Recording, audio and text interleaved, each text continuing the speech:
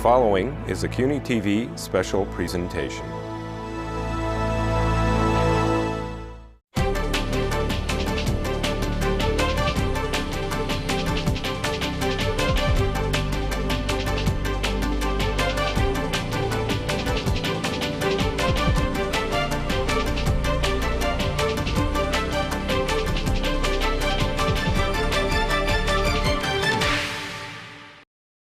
We are also fortunate to have Police Commissioner Bill Bratton at the helm of the NYPD at this important time for our city and our country.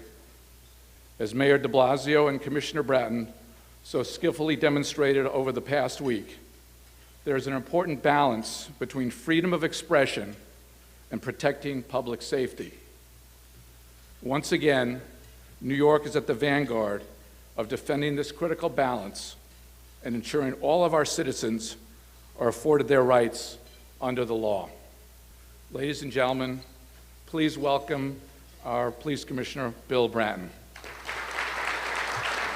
I'd like to display for you a brief video that we have produced about your police department, the NYPD.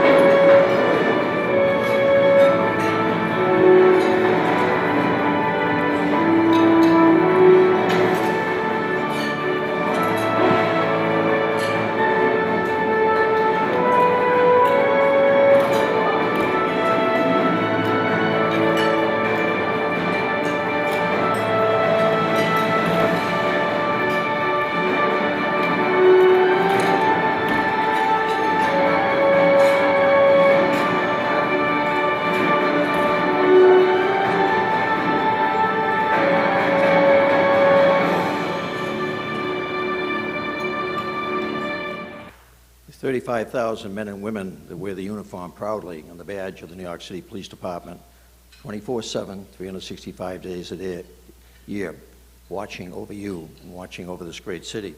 Sometime around 1830, Sir Robert Peel, the founder of London's Metropolitan Police and the father of modern policing, set down 9 principles of policing. Nearly 2 centuries later, they still ring true. One of them says, the test of police efficiency is the absence of crime and disorder, not the visible evidence of police action in dealing with it. That video you just saw drives the point home. We are always there for you, 24/7, watching out for you. When Mayor de Blasio named me police commissioner on December 5th, just a little over a year ago, boy, how the time flies. It's hard to believe where this year went. It didn't take long for some Chicken Littles to start shouting that the sky was falling. That headline down in the corner, the one about a 33% spike, that was from January of 2014, about 4 weeks into the new year and the new administration. Just a few weeks into the year, and one of the papers was already claiming that crime was up. Well, I'm here to tell you that the sky is not falling. A lot of rain today, but the sky's not coming down behind it. The 4 horsemen of the apocalypse never got here in 2014. Armageddon didn't come with the change of mayors. It didn't come during the summer when we tamped down a shooting spike.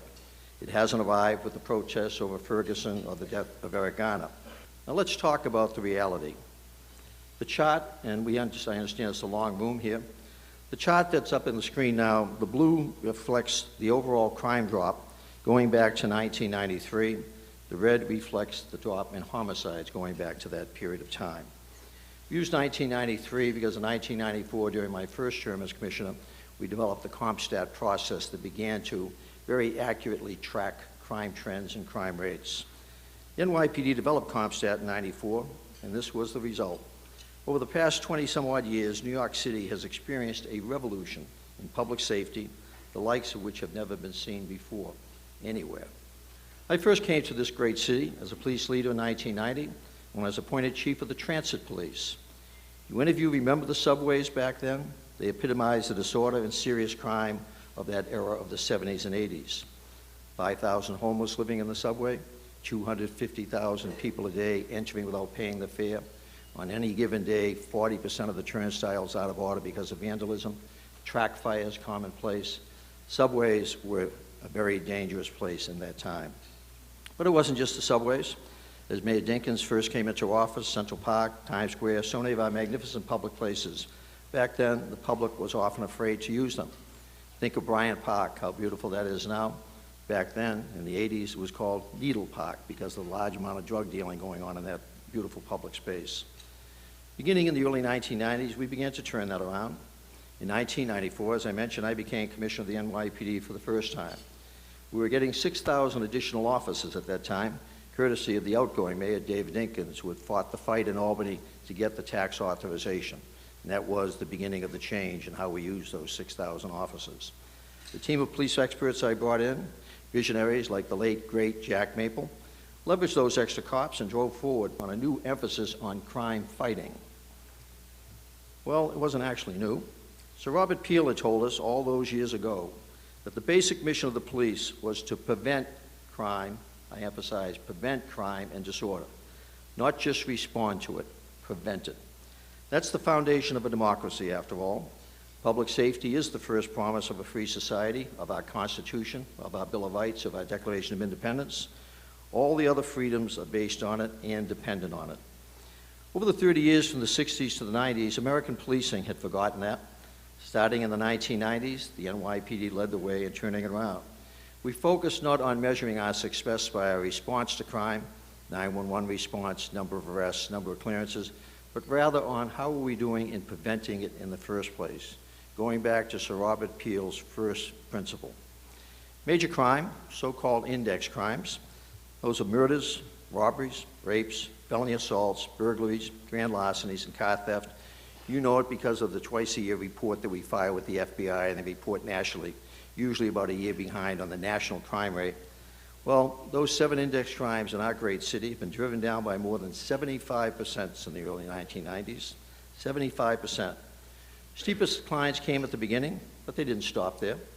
Today, New York City, by far the largest and densest in the United States, has a lower murder rate than the nation as a whole.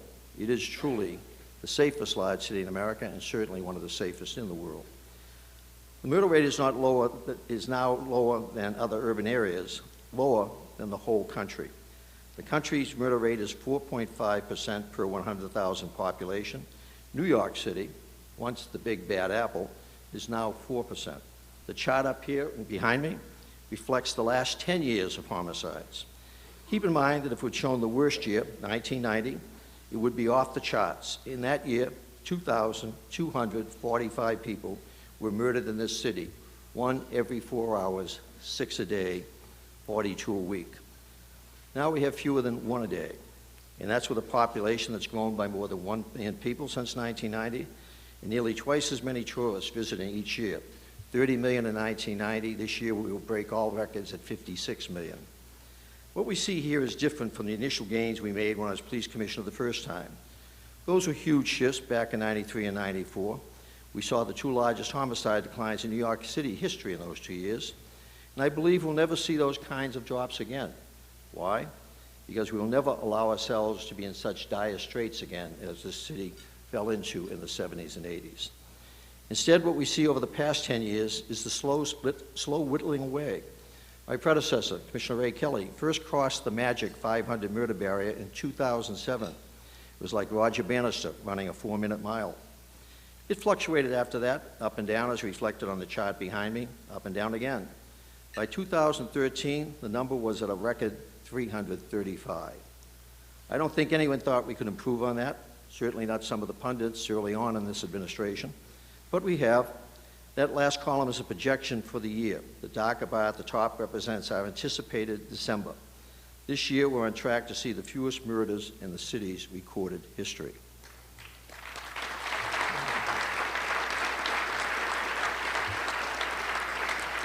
But it gets better. It's not just the murders. Robberies are a bellwether crime in any city. In a way, even murders are not. Overall, they're more intentional. So many murders are results of emotion, domestic incidents. Robberies are an intended act. Very few people commit robberies in fits of passion, after all. So far this year, robberies are down 14.6%. That's more than 2,600 fewer robberies that did not happen in this city. That dramatic decline in crime is nothing short of phenomenal. One crime category that's up this year is shootings. Felony assaults are slightly down, but shootings are slightly up. As of this morning, we're up about 44 shooting incidents. That's about 1 shooting incident per week in a city of 8 million people.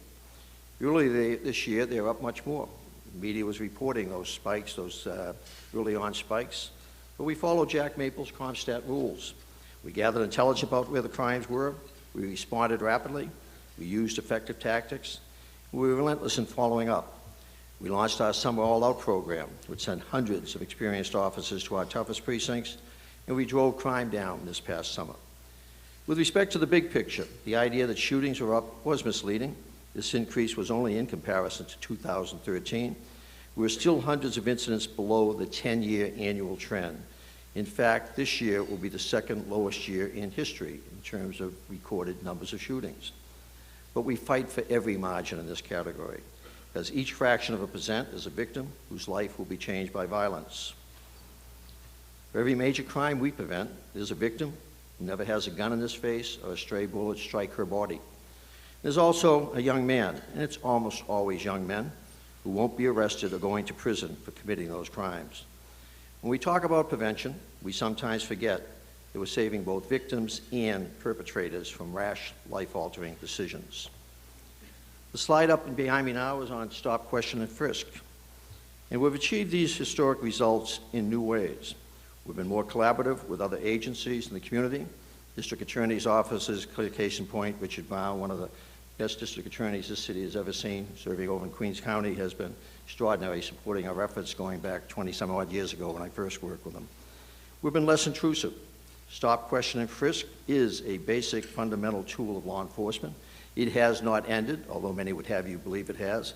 It is an essential tool, every bit as essential as a stethoscope to a doctor. But we use it appropriately and we use it carefully. Its overuse, unfortunately, passed the point of diminishing returns a few years ago and began to actively harm the relationships with the communities we serve.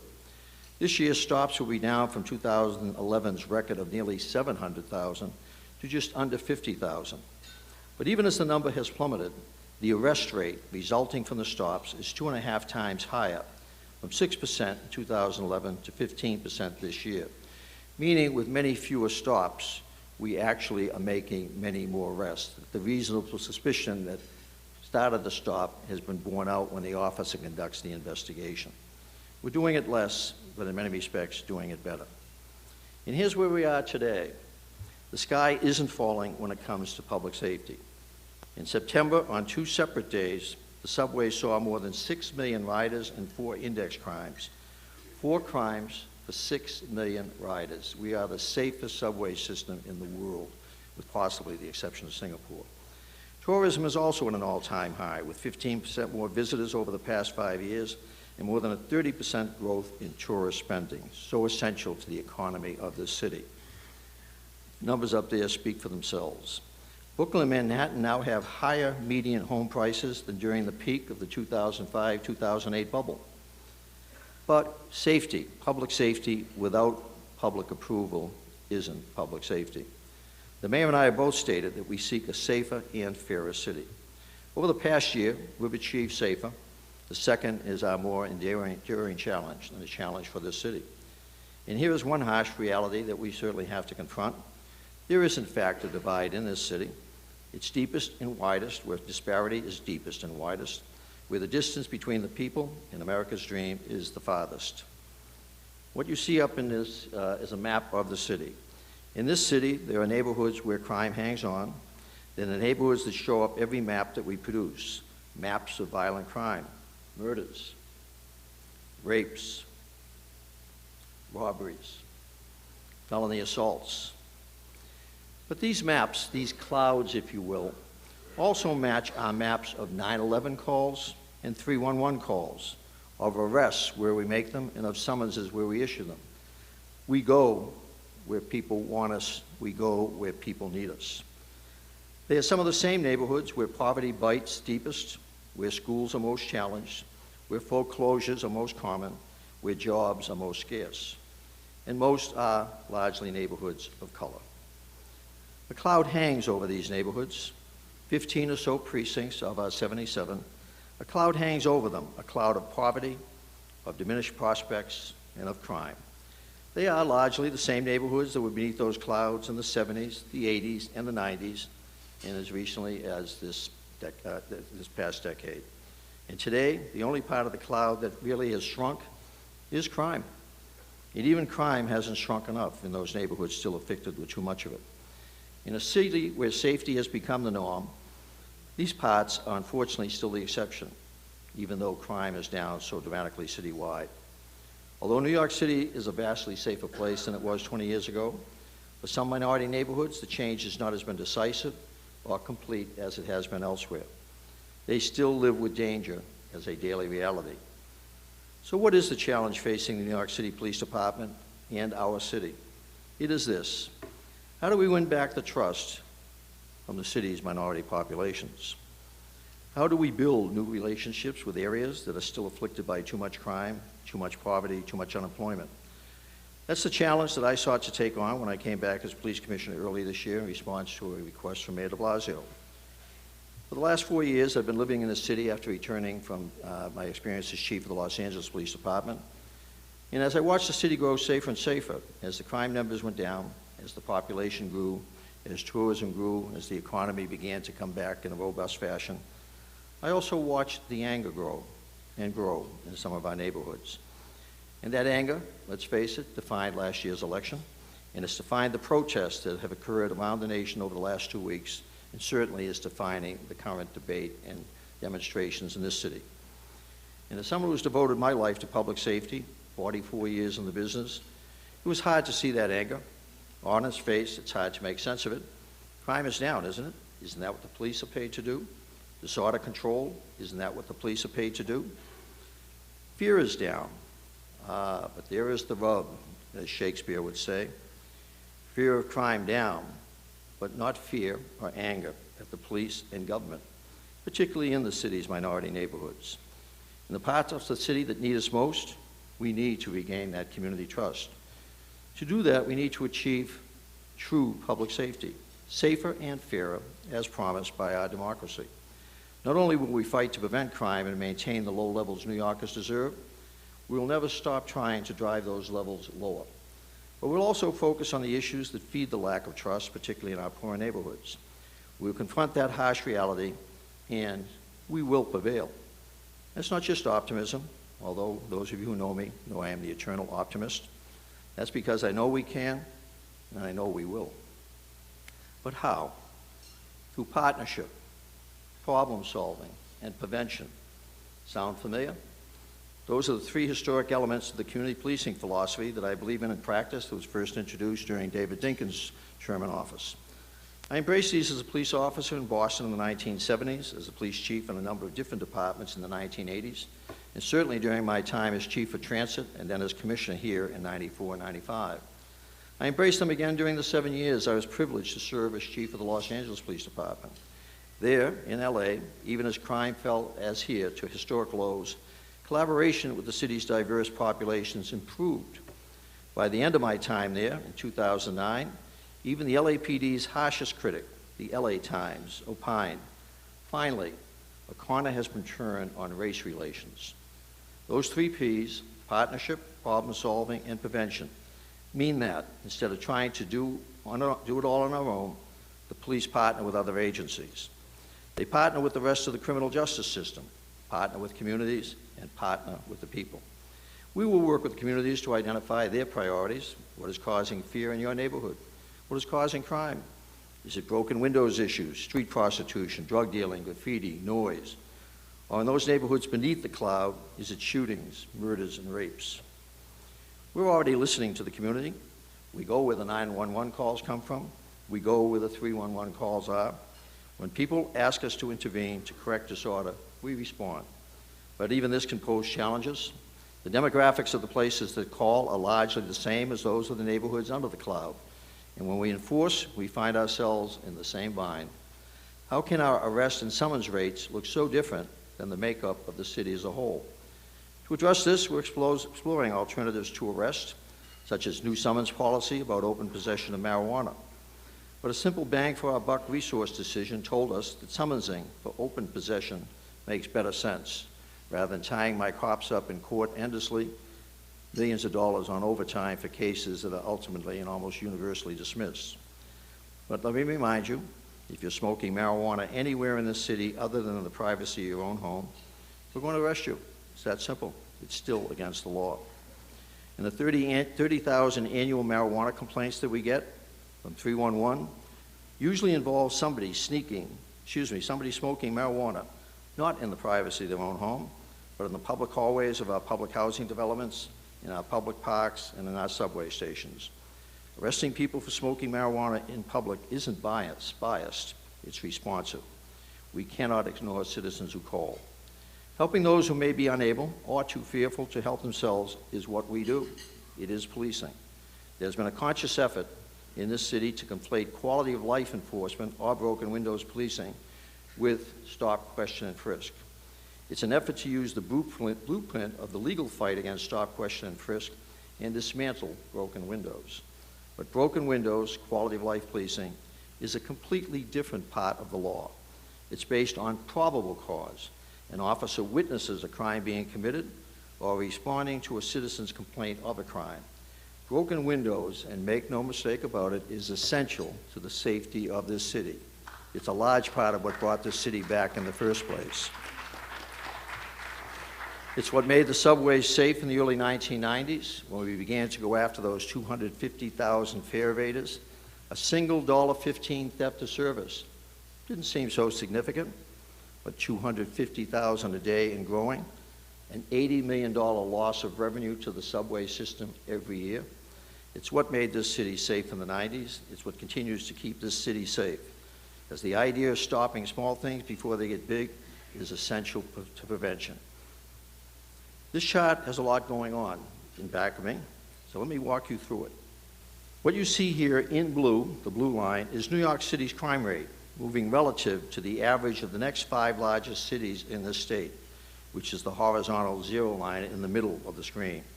You can see that starting in 1994, over to the left, our crime rate fell below the other cities and dropped until New York City had 50% less crime than other cities in this state. At the same time, our misdemeanor arrests were also rising.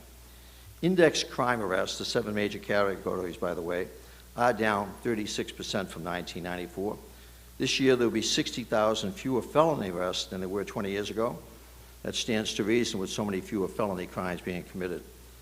Arresting someone for a misdemeanor frequently prevents him or her from graduating to committing to felonies. More misdemeanor arrests ultimately means fewer felony arrests. That's why from 2000 to 2011, New York City has sent 42% fewer people to state prison. We are the principal feeder from New York City of the state prison system, whose population has declined dramatically as we have made this city safer. And that's why the city jail population on Rikers Island was halved between 1993 and 2013. 1994, 22,000 inmates a day average. Now we're averaging about 11,000. We have almost as many corrections officers in our jail system as we do inmates. Misdemeanor arrests don't go to prison normally, and they rarely ever go to jail. None of this means we can't explore alternatives to misdemeanor arrests. We can, and we are doing that very aggressively. This was behind some of the marijuana changes we've recently talked about. Mayor last week also announced a multi-million-dollar program to deal with the hidden issue in our jails and in our prisons. When we, in a well-intended effort in the 1970s, closed Creedmoor and the other mental institutions around the country because they were very much like prisons, we created the homeless problem that New York certainly experienced in the 70s and 80s. But we have recreated those Creedmoor-like situations in our jails and our prisons. It's estimated that 40% of the people currently incarcerated at Rikers have serious emotional disturbance problems. And the mayor is focused on dealing with that. I'll be training this year almost 5,000 officers to work with especially trained civilians to deal with that problem that constitutes so much of our misdemeanor arrest problem in the city. An example, in conjunction with the MTA, the Department of Homeless Services, and the Bowery Residents Council, collaboration, we've begun a program where officers and social workers conduct joint patrols in the subways. Created by my newly appointed Deputy Commissioner for Collaborative Strategy, Susan Herman, this program during July, August, and September showed that the outreach teams placed 388 individuals in shelters, shelter-resistant individuals, the so-called homeless, compared to 63 during the same period last year. And I mentioned last week the mayor's office initiated a $130 million program to collaboratively address behavioral health needs in the city across all city agencies. It includes finding ways to keep people with mental health and substance abuse issues out of the criminal justice system. Some of that money will go to train those 5,000 officers. For people who are sick, we're going to offer health care, not handcuffs. But no matter what, we're not going to stop coming when people call, especially since many of the calls come from the poor communities in the city who have no one else to turn to. Because most misdemeanor arrests and a lot of quality of life policing is responding to 911 and 311 calls for service. Our obligation is to ensure that when we come, we are respectful, we are compassionate, and that we enforce the laws equitably. That we do not break the law to enforce it. That we respond with the least intrusion possible, a warning before a summons before an arrest. That we treat every citizen with the dignity that every citizen deserves.